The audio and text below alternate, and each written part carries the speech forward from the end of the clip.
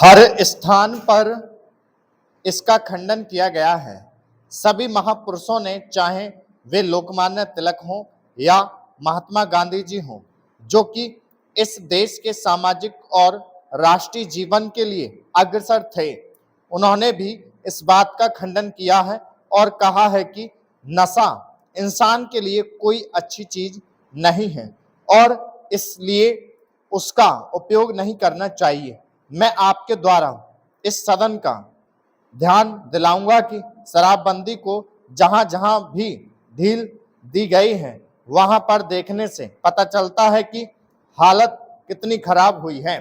सभापति महोदय, शराब पीने से शारीरिक हानि और आर्थिक हानि तो होती ही है, साथ ही साथ सामाजिक जीवन में भी वह बहुत बुरी सिद्ध होती है। जहां पर नशाबंदी खुल गई है, मुझे पता है कि महाराष्ट्र और आंध्र प्रदेश के कुछ ऐसे हिस्से हैं जहां पर शराबबंदी लागू नहीं है। वहां पर दिन दिन अपराध बढ़ते जा रहे हैं। मान्यवर, इस अनुदान पर जब हम विचार कर रहे हैं तो हमारे सामने तीन परिस्थितियां हैं: नक्सलवादी किसान विद्रोह, देश के अनेक भागों में अकाल की काली छाया और आंदोलनों की बढ़ती हुई लहर।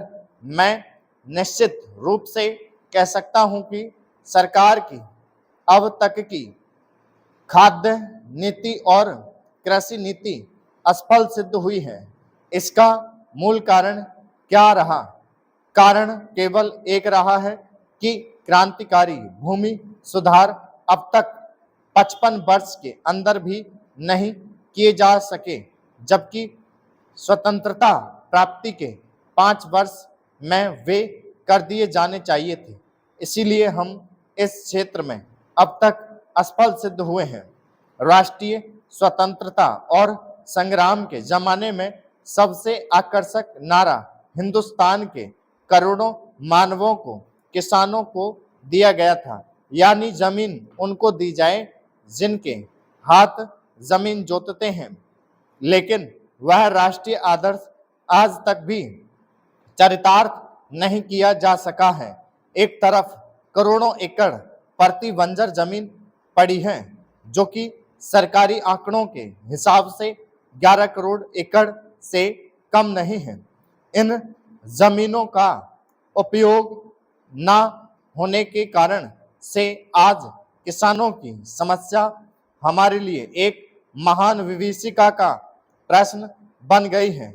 आज स्थिति यह है कि करोड़ों खेत मजदूर, भूमिहीन आदिवासी, हरिजन एक तरफ पड़े हुए हैं और दूसरी तरफ करोड़ों एकड़ प्रति बंजर जमीन अनेक रूपों में पड़ी हुई है, लेकिन उनका संगम समागम नहीं होने दिए जा रहा है। इसलिए आज बेकारी में भी इतनी वृद्धि हुई है। हम यह नहीं कहते कि प्रति बंजर जमीन को भूमिहीनों में बांटने और भूमि सुधार के क्रांतिकारी कानून से सारी बेकारी दूर हो जाएगी, लेकिन इसमें संदेह नहीं है कि उससे बेकारी की गिनती में बहुत बड़ी कमी होगी। सरकार को इस तरफ ध्यान देना होगा। राष्ट्रीय सुरक्षा के बाद जो हमारे देश की सबसे बड़ी समस्या है, किसान समस्या, इन्हीं कारणों से उसका समाधान आज तक नहीं हो सका है। यह कलंक है। हमें हर संभव रूप से किसान की सहायता करनी चाहिए। उपाध्यक्ष महोदय, मैं इस बिल का स्वागत करना चाहता हूं। मुझे दुख है कि कई माननीय सदस्यों ने, जिन्होंने पता नहीं किस कारण से कहा तो यह कि वे इस बिल का स्वागत करते हैं, लेकिन वास्तव में इसका विरोध करने का उन्होंने प्रयत्न किया है। आखिर इस बिल में कौन सी ऐसी चीज है जो कि हिंदी को कोई एक विशेष स्थान दिलाती है?